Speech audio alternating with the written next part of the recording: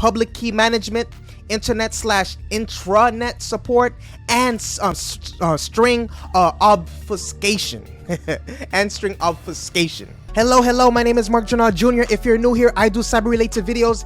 There is a new ransomware in North Korea called Holy Ghost targeting victims globally. We gotta get right into it. We're going dark.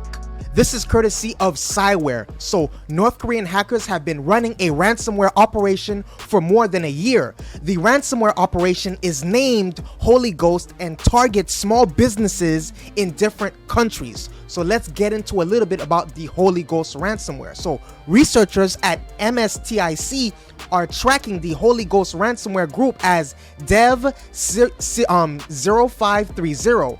In a recent report, they claimed that the first payload from this group was spotted last year in June. The Holy Ghost ransomware variant, detected as Sienna Purple or BTLC-C.exe, which is executable, did not have many features in comparison to other Go-based versions that emerged in October 2021. The latest variants are tracked as Sienna Blue and include holylocker.exe, PTLC.exe, which is an executable, and holyrs.exe executable payloads.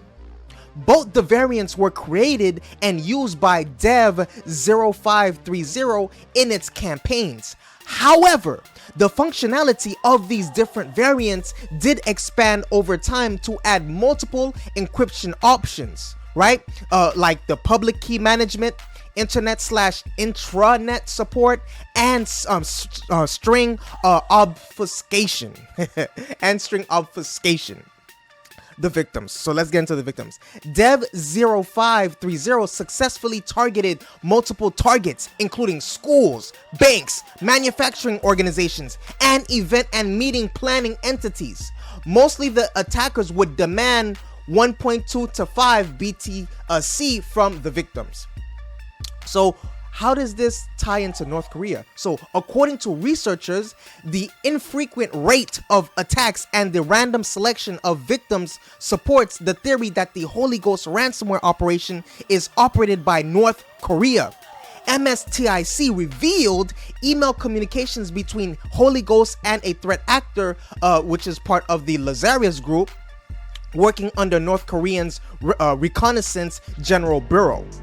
Additionally, it has been observed that both the groups were operating from the same infrastructure set. Further, they use custom malware controllers with similar names, making the said connection stronger. So let's conclude. Holy Ghost has remained active for more than a year, yet did not raise any flags. This highlights the efforts attackers may make to keep their operations stealthy. For organizations to stay protected, experts recommend collaborative action, including sharing the indicators of compromise while looking into the malware.